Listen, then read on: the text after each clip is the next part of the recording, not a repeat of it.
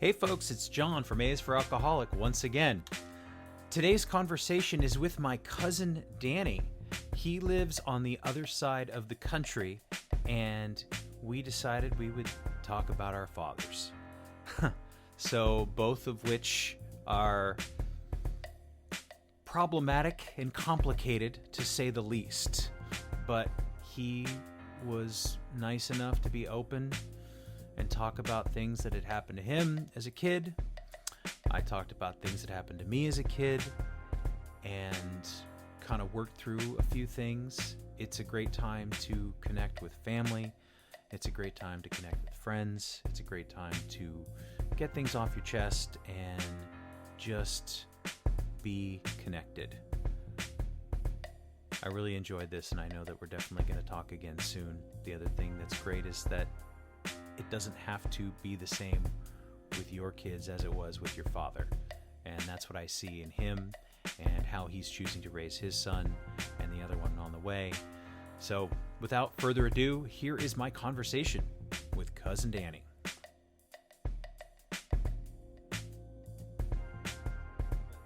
Talking about our fathers, who I know both dealt with addictions, and my dad, at least alcoholism was his thing through and through. I don't really, he was never, well, that's not true. He was a drug addict, but they were all prescribed, and it was all pain meds. So yeah, that tends to end up being the case, which is funny because, not funny really, but I never really knew all that. I barely really even knew that much about you guys anyway, but I never knew that your dad would drink and stuff like that. I just knew that my father was the black sheep, but that, and that was not even, I don't even know if that was the truth, because my dad was no like shining knight. Yeah. You know what I mean? Yeah, it was always kind of a strange case to me, because I just basically heard, your father had real bad asthma. When he was 18, he had to go to fucking Las Vegas, and that was basically it. Yeah. I was like, oh, okay. I remember one time your dad coming to visit us. So I must have been in 6th or 7th grade. So that would make me like 12 or 13. And he came and he stayed with us. And I just remember him sleeping on the couch, and he was, fun Uncle Dave, like, but I remember a package getting sent to him, and my father, and I had this memory of my dad opening up this package and like breaking all these needles and shit. And I guess there was something, and I didn't fully understand what the hell was going on. Like, it was never, I was too young. I've never actually heard that story directly, but it was probably from grandma. Grandma was fucked up. Jesus. Grandma and great grandma were fucked up. They were a large part of the reason why he was the way he was, and subsequently probably your father. It's funny, now that I have all these records and everything, I have grandma's like divorce papers from Grandpa John from like 1965. And it's weird to look at, because if you think about it, I think it was 1965, but even about that time, my father was born in 1954. So, he was, say, between 8 and 12 when they got divorced. And in the fucking 60s, that was like, a disaster. A sin. Yeah. So then him ended up getting basically raised by great grandma, which had no discipline and no anything. That's probably the reason why he ended up the way he did. Yeah. I think there are certainly, I don't know if it's a physical, like if you're bound to be this because your father was this, or it's something in the blood, or if it's just a cultural, the way you were raised thing. Some things end up being looking more acceptable than others, and so on and so forth. But, I worry about that. Like, do we pass that on to our kids? Well, there's a few ways of thinking about this, and you've never exhibited any addictive behavior around alcohol or drugs, have you? I mean, no, not really. I like to smoke weed. Well, see, and But that's but I don't that's even. pretty much it, though. That's different to me. That's I you have would like not to like think so. I have never done an opioid in my right. life. I have Okay. done some things that, you know, make me happy and party a little bit, but I have never Sure. done an opioid of any point in my life ever. So there is some there is some research that it is that there are genes, there are things that are hereditary.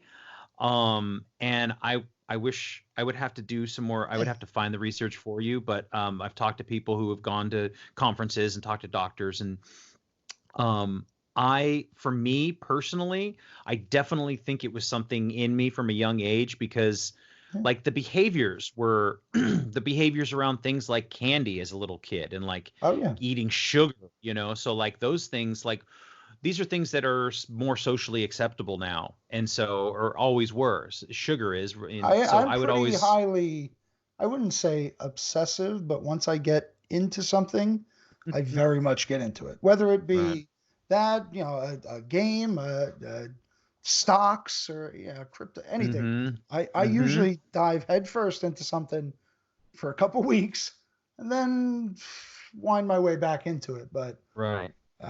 and I just know that, like, yeah, and that's fine. That's like having you can, but it doesn't destroy your life. It doesn't. You no, don't. no, You don't no, get into no, cryptocurrency and no, spend no, in, no. sell the No, house. It's so. the one good thing about it really is I'm generally kind of lazy. So a lot of the really crazy ideas I have, a lot of time I'm like, fuck, that would take so much effort and stuff to get into. I'm Hmm. just gonna not do that. Don't worry about it. Well, so the laziness has kept you Yeah, from. definitely. Um, I don't know, man. I mean, I think for me, like alcoholism for me, and so it started from a very early age. It definitely was, I think, both a product of, I think it was in me from the beginning, but I also think that dealing with my father and all of the abuse and the trauma and just the fear, not even when there wasn't actual physical abuse, it was just the Right. fear of that and living with that made me feel, well, I was terrified. So finding something that could like ease that pain was an amazing thing. I think my first drink that I've told this story before, but I remember my father, I had spilled a bottle of white wine in the fridge. I don't know why it was open or how it got open. I don't remember any of that, but I had spilled it and it had spilled down into like the vegetable crisper and there were like some bean sprouts down there. And so he made me sit over the sink and like eat these bean sprouts that were soaked in wine, which is a fucked up. That's, I mean, and at the same time, my brother was sitting across the counter, like, and he had made him sit naked on an ice cube. Like, this is like some weird, fucked up torture shit. This is not even. Right. And so this is my first memory of ingesting alcohol, and I don't remember loving it because it was just this horrible, Right. torturous Yeah. thing. But it wasn't until a couple years later that I had like my first drink, and I was like, this is the answer. And I've heard this so many times from so many other alcoholics. Um, and so I definitely feel like it was in me because it's something turned on and something clicked, Right. and it was like I finally found it. Well, So I mean, do you think it was in you, or do you think that those traumatic experiences created it inside you? I feel like it was both because one of the things that I never really had growing up was I didn't have any sort of support. I didn't have any sort of you know, I didn't feel like I had the love of my father. And Yeah, see, that's he had manipulated my mother into thinking they had to be apart and she couldn't have the kids, and it was there was that was a whole nother fucking thing with like money and manipulation. yeah. See, as I've grown, and I talk to my wife about this all the time. But I used to think like the things I went through growing up were so awful, and I was the unluckiest kid ever, and blah blah blah. All this, and and the longer I go and kind of look back on it, I actually realize that I was blessed in so many ways, and especially Hmm. I think about you guys too. Like, dude, my father would get fucking super high all the time. My father never touched me once, never. Never Yeah. fucking hit me, never that. He was never like that whatsoever. He would just get fucking dope high and fucking stupid and just fucking go walk around and pass out in like the park and shit. So like I never had that whatsoever. I also had my mom and my mom's grandma right down the block. So I had Hmm. an emergency exit at all times. I could just leave the house whenever, if there was anything bad, I could just leave and either go to my mom's or go to my other grandma's, and that would be it. Let alone grandma and great grandma when they were all still around. So, I think about all the times my dad would come home high. He would come home beat up. He would come, all this shit. And it was so terrible and everything and all that. And it's kind of veering, but not really. I tell the story all the time. My buddy Joe Metcalf, who he's doing great now. He runs like masterminds in Miami, all self knowledge stuff. It's really great. But his father and my father growing up were buddies, from high school. So from the outside, he had his mom and dad living in the same house. He had a sister. Everything was great. And I remember one time getting in an argument with my mom because of something my dad said, and I was like, you know what? I wish we were like Joey's family, blah blah blah, and I stormed off and whatever. So fast forward to about seventh grade, his father ends up leaving the house. The next year, he dies of a blow overdose, and he was pretty much a hardcore drunk and fucking coke fiend at the same time when I was saying this shit, and I had no idea. So like, you never really know about that, and uh, it's. Do you remember when I came to Vegas when I was like a baby? I don't I think have so, all these man. stories, but like No, the I don't. mental I mean, trauma, there was never physical trauma, nor was there ever like aggression or me. It was just all things were fucked up, and I was just yearning for things to just be normal. hmm But when I went to Vegas, I was Jesus. I had to be 4 or 5 years old, six maybe, and they put me on the plane by myself. My dad was basically out on the lam by you guys. I'm pretty sure he took Oh, me to see you guys at like a karate dojo or some shit. Did you guys do? I it's swear to God, possible. did you Yeah, we guys do used to like? do. Yeah, Yeah, we did like kung fu or some. We yeah. did something. Yes, So I yes, think I went to yes. see you guys the one time and whatever, and he ended up fucking. We were staying at his buddy's apartment, and the guy he was with OD'd, and his kids like called the cops, and I got taken. I was put in some sort of like group home for like 2 days until the flight could come get me and Jesus. shit. This was in Vegas. In Vegas, yeah. The only time I've ever been to Vegas. Wow, that's crazy. I see it. No, I had no idea. And like you said, because of all the mental trauma, there are still, I've tried to think back and remember things, and there are Sure. there are just blank spots where I don't remember anything. And people talk about having memories from childhood, and I'm pretty sure that I've blocked a lot of this shit out. And I haven't really gone deep into any sort of therapy or anything like that to try and Yeah. dig them up.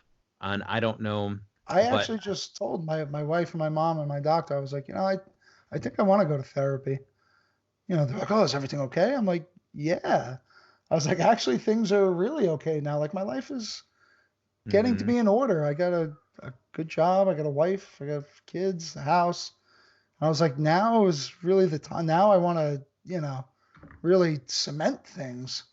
Right. Level up and like keep Yeah. things strong, right? Yeah. And it's you know, I being able to like talk to somebody, and I was going to a therapist just recently, and she's more of a this wasn't like a deep dive kind of thing. Yeah. She's more, this was more of like, here are some tools. She gave me some handouts and worksheets and things like that. And I was like, oh, this is actually stuff I can use in my daily life. Um, but I think it's been very helpful, and I've just found, finding other alcoholics to talk to and people, and you're like, oh shit, you the same thing, or oh my god, even worse. Oh, okay, how did you deal with it, Mm-hmm. and that kind of thing. So, um, do you? So you talk about your dad never touched you, but that it always his his drug use was His presence pretty much just always caused chaos, yeah. basically.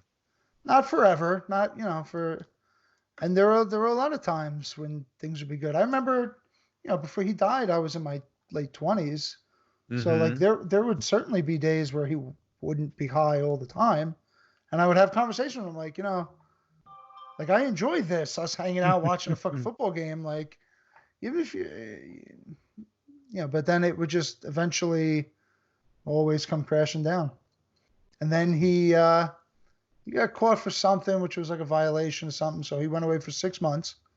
And when he came back out, he had the fucking start of the tumor on his neck. And pretty much a year and a half after that, that was pretty much it. Which Yeah. which was not funny nor ironic, really, but he had all these things that he was, I don't want to say was wrong with him, but he had all types of diseases and this and that, and then to just end up getting cancer and just going like Yeah. with all the shit that he had and went through, like if he never got cancer, he might have fucking still been here. Yeah. It's really crazy. Yeah. Maybe we just have fucking strong fucking bodies. I I believe it. I mean, my dad was so he was 67 or something when he died, maybe. I don't know, but it was ultimately all of the drugs he had taken, prescription medications that he had been on for all of the various surgeries because of the asthma, and it wasn't so Right. much it wasn't the alcohol at the end. Like I Mm-hmm. remember going to his apartment, um and he would have beers, he'd have like Heinekens or something in the fridge, but it was never, he wasn't drinking at that point, at least Right. not Right. heavily. But I have no doubt that it was the alcohol, like in his 20s, in his 30s, in his 40s, and so on, Yeah. that led to that kind of shit, you know? Alcohol's a really dangerous thing, dude. Like in this country, it's just so accepted, and I have never seen people do crazier shit out of any of the fucking drugs I've seen people do. That I've never seen fucking somebody like smoke crack or fucking like smoke crystal meth or anything like that. So I don't want to say that, but the Sure. craziest shit I've ever seen fucking people do was just because they were drunk. Yeah. Fights and fucking stupid shit. Like it's just crazy. Yeah. I mean, can't, I should have been dead so many times in my life already. And I think about the things, and there's a one of my favorite Just because quotes of is from drinking or because of what you were just, doing? well, because of what I was doing. Anthony Hopkins says, what does he say? Life isn't fair. If life was fair, I'd be dead. And Yeah. that's like and it's I true. agree on that. I agree on that very much so. Because I think about that a lot too, because there were times when I was doing stupid shit and I could have got pinched and Hmm. just I was ended up getting lucky, and other people it could just really just takes one veer of that pathway, dude. Hmm. You get arrested early, or you get a girl pregnant early or something like that. Like it's hard to get out of that, man. It really is. Hmm. It's hard once you kind of set the pathways. It's hard to get out of them. Yeah. But then it ends up being luck or not. Like I could have been in any of those situations, but I was Hmm. lucky enough to not be. And the same shit with my dad. It's how many times did he probably OD or should have OD'd, and he just was so big and strong that it could have even Yeah. been that. It could have just been lucky. Yeah. He was a big dude too. I remember him Yeah. always being much like, my dad was kind of he wasn't like super Your dad big, was but pretty you tall too, think, though. yeah, but I mean, I guess as a kid, everybody thinks their dad's big, but your dad Right. was like Yeah. a My big dad was guy, six right? He's five. strong. Yeah. Yeah. So, and I remember the last time that I was in Jersey, which was like It was your great 2004. grandma's party. Yeah, I remember. That's when I worked at Webster Hall.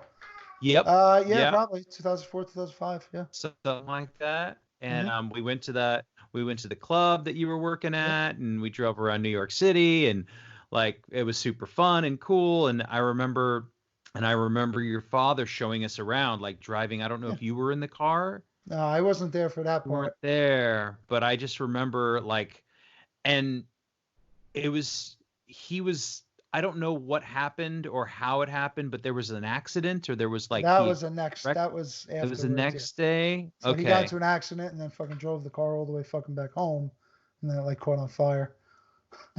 That's right. Yeah. I So trust me, I okay, that remember the wasn't whole the same thing. day. Okay. Okay. So, and again, I try to remember these things, and I just remember it being like you said, that chaos. And my father was the same. My father was the Yeah, same way. Like it was always fucking chaos. Like yeah, there was never. I never felt. I never felt secure in yeah. his presence. Right. I hear you. And I always just wanted the regular fucking run of the mill family life. And really, when he would be gone, if he would be in jail or whatever, I would have that most with Aunt Nan. Yeah. I would come here every week. So no matter what, even if my dad was home or not, I would stay with my mom during the week, and then I would come here on the weekends with Aunt Nan. So Mm-hmm. and again, Aunt Nan's a whole nother story of support that I had. She was basically and I love my mother to death. She's still alive now, and I love her. But Aunt Nan was more of a traditional mother to me than my mother Mm-hmm. was. Yeah. You know. Um. So can I ask you? So you said that it was probably grandma or great grandma that sent that package Yes, to your it's dad. almost certain. Is that something that were they enabling the Oh my behavior? God, they were the most enablers. They were the worst. God bless them both, but Yes. they were both fucking crazy, dude. Great grandma was really crazy. Like that goes like way down the line of our family on both sides. Supposedly our grandfather's father, like our great grandfather, John Mm-hmm. or whatever, like supposedly Mm-hmm. that guy was a douchebag. Like beat like all his wives and was like a drunk and shit like that. You know. Jesus. And then great grandma's husband husbands or parents, like they owned like a bar in Bayonne, and he was just like a fucking basically a drunk too. Yeah. So it goes kind of deep in there, but they were most certainly enablers. That package was definitely because my mom told me about stories like my mom was obviously against it. She would fucking and my Yeah. mom was getting high too, but in different ways and a lot not as crazy as my father. Right. But like she knew about that. She knew Mm-hmm. that she sent those, and I never knew that your father got them and like ripped it up. I'm pretty sure she did the same thing down to Florida too. When we went, me, Aunt Nan, and my dad went to Disney World. She sent some shit down there. But she, Yeah. till the day he died, she would, she would drive him to Patterson and fucking Newark and shit to get drugs all the time, forever and ever and ever, forever and That's ever and ever. that seems just that's mind-boggling to me. I had no idea. Well, I mean, the thing that the only thing that I could really come to it is that she was just still so disheartened about getting a divorce when he was a kid and just felt mm-hmm. so bad for him that they just babied him for the rest of his life. Literally Yeah. for the rest of his life. Yeah. I talked to my mom recently. I went and visited, and she's living down there near my brother, and we had a big long talk. And that's one of the things she's like, I just feel so guilty about everything that happened. And I was like, Mm, Mom, like I understand it and I appreciate it, but one, it wasn't your fault, and two, if there was any fault, I was just like, I fucking forgive you right now, because you can't, you know what I mean? Like, of I don't course. need her to spend the rest of her life feeling guilty because of some shit No. that happened. And, Like, I don't want that. no, and my mom, also feels guilty for different ways and things that she wasn't there for and blah blah blah. And I used to kind of not really get along with my mother pretty well. Mm-hmm. She's 8 years younger than my dad, so she was younger and just different. But now that I kind of think back on that, it's she had a lot of shit that she grew up with that was fucked up too. She was Yeah. born in she was born in 1961, but her like my grandmother was in like her 40s, like when she had him. My grandpa was in, and she has three older siblings, two of which were one guy, and the third was with another. So like she had shit growing up too. So the fact that she even made it this far is commendable for her. Like I Yeah.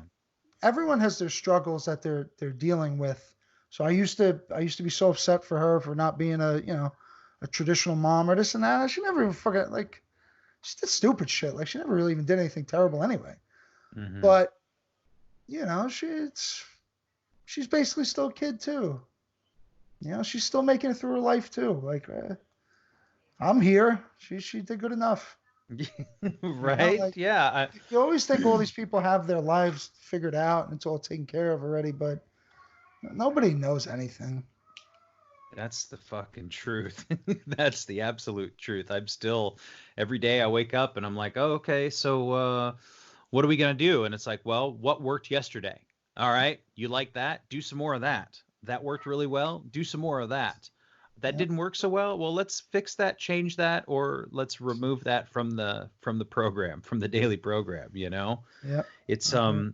it's been like, and I mean, I've been sober almost 5 years now, and it's like, and I don't think that anybody could have told me any different any sooner, but I wasted so much time Yeah. fucking around and just being drunk. And a Right. lot of it, so when we talk about nature versus nurture, was it in me versus the um uh the resentments toward my father and all that kind of stuff. I think that one of the big epiphanies I got in sobriety was forgiving my father, because what I Yeah. realized is that he was on all of these pills for the various ailments that he was dealing with, the asthma, the joints that were deteriorating, all the pain meds.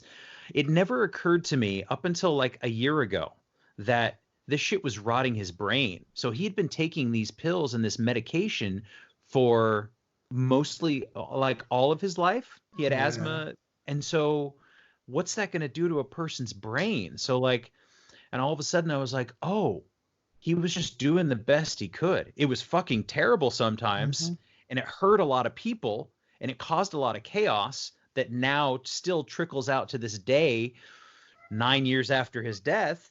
But he was doing the best he could, and he was sick. He was very, very sick. And Right. that was one of the things in the last year that was like, oh, I can forgive him for being sick, and I can move on. I can let it go, because so many years I was so Of fucking course. angry. I wanted to kill him. And then he was dead, and I was like, I don't know who to be angry at anymore. Absolutely. I don't mean to laugh, but like that was the No, it makes complete sense. It makes complete sense.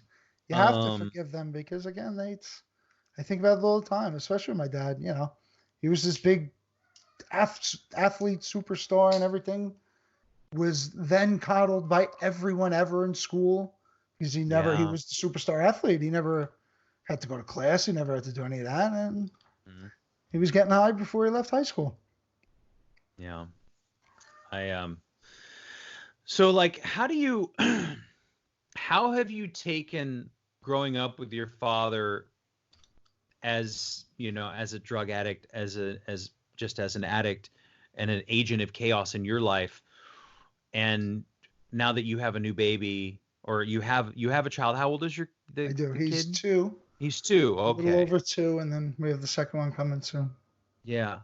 So how have you taken, like, where do you get your lessons as far as wanting to be a good father? And is it just do the opposite It's of my dad, or like, no, it's a good question because it comes up, and especially he's having a brother now too, and I'm an only child, so I can't give him any pointers with how to deal with each other. Mhm. But yeah, I mean, you kind of I feel like I've had like mentors kind of leaned on a little bit growing up here and there in different areas of interest and stuff like that. But as for being a father, I just really try to do what I think is right. I'm pretty stern, really, because I was pretty lenient on me, and I was able to run amok, and I didn't really run too much, but you know, I'm pretty stern, but also super loving. That was another thing with my father, which I was lucky for. He was always super huggy, kissy, fucking lovey dovey. So, and they even, to a point where that got fucking annoying. I was like, oh, get the fuck off me. But Right. I it's which is the same thing as I always am. It's both ends super strong. I'm never really good at doing things in the middle. I go to one side, I go to the other. So when I'm giving him hugs and kisses and praise and telling him the baby he's great, it's the most I could possibly do. But then when I get upset at him, I get pretty upset, which I'm Yeah. trying to kind of rear that in a little bit. Yeah. But yeah, he's still a baby. I don't really get too upset at him, but No. he's starting to be a little fucking snotty dick. So Mm-hmm. we're getting to the point where he's in those terrible twos soon. Yeah. Another thing, and I wanted to say to you personally, is like a lot of my growing up, a lot of my resentments for my dad. Um, like I fucking hated the guy for a long, long, long, long time. And I feel like a lot of that resentment and that hatred was wasn't necessarily directed to his whole side of the whole side of my father's side of my family Right. in any specific way or any direct way, but I always felt like I either ignored it because it was a manifestation of him in some way, and Mm. so I didn't want anything to do with that. So that included you and Aunt Nancy and grandma, and it was like, and I'm honestly, I'm fucking sorry. No, I get it. I Like get it. I it took me a long time to realize that, but it was just like, I completely understand. Listen, I have a lot of resentment still against grandma, and I love her to yeah, death, and we took care of her until the fucking day she died. But a lot of the decisions she made, it's just like sending fucking a fucking brick of fucking dope out in the fucking mail to like in reality, when people do that, the person who sends it very rarely gets in trouble. It's almost yeah, always the person who fucking receives it. Your dad yeah, could have gotten fucking a lot of trouble. yeah. I have resentment for her, and I used to tell fucking. We had these two girls, these Spanish girls that would take care of her. Like we didn't have Mm-hmm. them, I wouldn't have been able to do it. I would have. She was fucking nasty and shit towards the end. But Jesus. she would. Um, where was I going on this? Oh, she would fucking act up to them, and I would yell at her, and she would yell back at me, and it would look shitty. And the girls never really said nothing, but I would talk to them once she would go to sleep or whatever. I was like, I fucking love her, and she's taking care of me, and it's gonna end up benefiting me, and she's helped me out my whole life. But there's a lot of things that she and I don't get along on, and we will never agree on, and and it's sad. I shouldn't really hold that, but there were a lot It's a of hard thing to let decisions. go. Yeah, there was a lot of decisions that she made that fully, not even whatever's the higher level of enable, like she was all in on that. Yeah. It's just such a weird thing. Like I'm 43 years old, Danny, and like I'm still dealing with stuff from being, Of course, a kid. And I mean I guess that's just part of life, right? of But course. I feel I don't want to feel guilty about it, but like I said, I mean, it's just like these outward resentments toward other people who don't deserve it and who have done nothing to me, Oh, and so it's just like working all this stuff through, and obviously, it always seems that right, people but come that together a goes little bit both more in a ways. crisis. Yeah. If we're forgiving my father and your father and Mhm. grandma, then you also have to forgive yourself. And therein lies sometimes the hardest thing. It's like, Yeah, oh, and I've been working real hard on that too. Like, a lot of the negative talk and just the constant voices. And sometimes I'm like, is that my dad's voice? Is that my voice? Who is that, some new voice that I've been of just course, building in my head since I was fucking 6 years old, of course. So I definitely have multiple voices up there. mhm. At least different So- characters. yeah, that's a good way to put it. Different characters. But I mean, So that's I slightly true because you always, depending on what kind of situation you're in, you definitely act a little bit different. mhm. And then you have the real person deep inside. Mhm. That's a whole nother thing. Yeah, nobody wants you. I mean, I didn't ever want to let that out. I mean, I Yeah, still that's like it's hard, yep. but I uh and I would love to be able to ultimately find a way to completely forgive my father and find love for him and all that, like, and I try, and maybe I have, what it's funny too is I have a Bible of his with like a little picture of him as like I think as a Mm. little kid. And And I haven't pulled it I up in a have while. a bunch of stuff actually, and pretty much. So after the fire, so there was a fire here in 2017, I guess, Uh-huh. literally like a couple days before we had closed on another house. So this house caught on fire. Aunt Ann and Grandma had to go to a temporary house from insurance.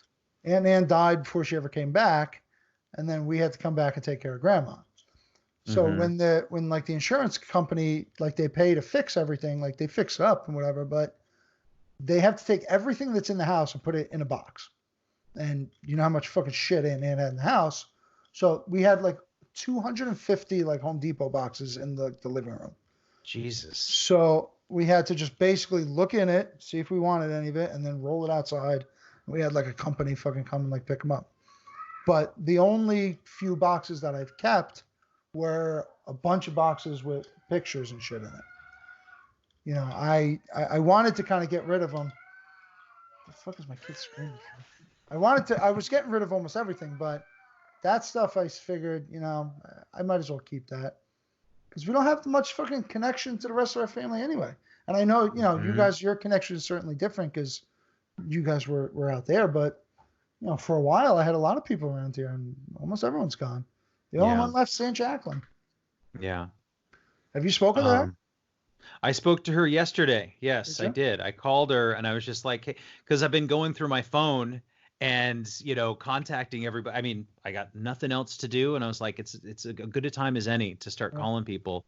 And I've just been either texting people, and I just talked to her briefly, and I guess they're in a very low impact area right now, and Yeah.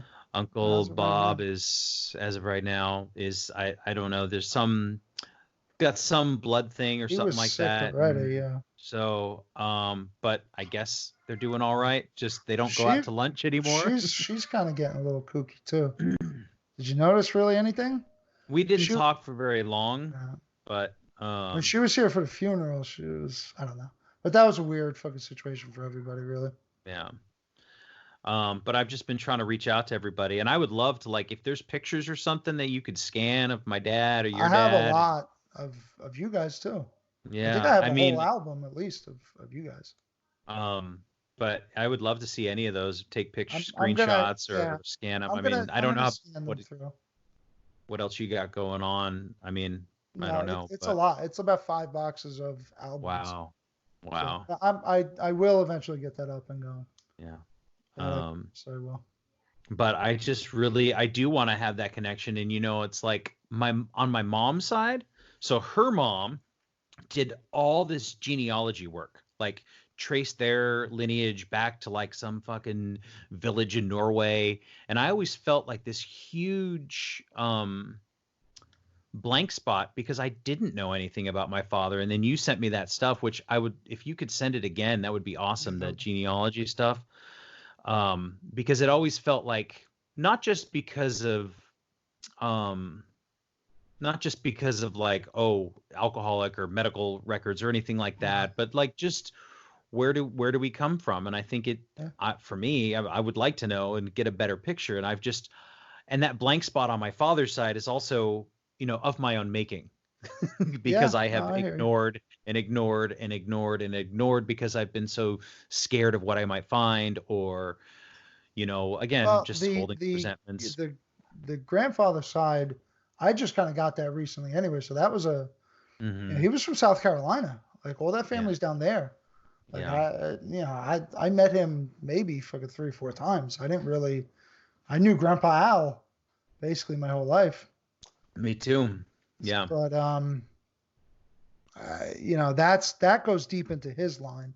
We knew a little bit about great grandmas and stuff, but they came from Poland in like the early 1900s. So Hmm. it's once when I went on family or uh, whatever the fucking website is, it gets to a point where like you can't really get the European records, so it didn't really make any sense anymore. Mm. Like it just goes away. There are no records, Yeah, or they're yeah, there it's blurry, vague. yeah, it's like impossible. So, but I mean, I have no doubt that alcoholism is rampant, not only in my most recent lineage, but like going back, like you were saying, Yeah. this is in the, when was the bar in Bayonne? What years was this? This is 1910s, 20s, 1910s and 20s. Yeah. maybe a little later. Uh, But great grandma was born in 1908, hmm and then grandma was born in 28, hmm. and then your father was born, or because Aunt Nan was born in 46. Your father's older than Aunt Nan. 45, I think, Yeah, just by a year. so grandma was Um, young, dude. wow. Yeah, so it's just interesting to find out now. I mean, these are things that I was not interested in when I was drinking and or younger, but but I just really want to know now, and I want to be I more so than ever, as I'm more interested in being connected with my family, like how important it is, especially in a time like right now where you're like, holy Yeah. shit, like it's, and I don't want to say it like I'm terrified or No, freaked out, but I think we'll it's a be all right. little, yeah, but it's a little like, oh wow, this is really It's happening. yeah, This is not a drill, and let's try to be smart and be safe, absolutely. Yeah, it's So serious. it's serious. That's a good way to put it. It's serious and it requires serious action. Um, I but hear my yeah, son running man. around. Let me Okay. introduce you. Okay. Hey, boy. I think this is Danny Jr. coming up on the mic.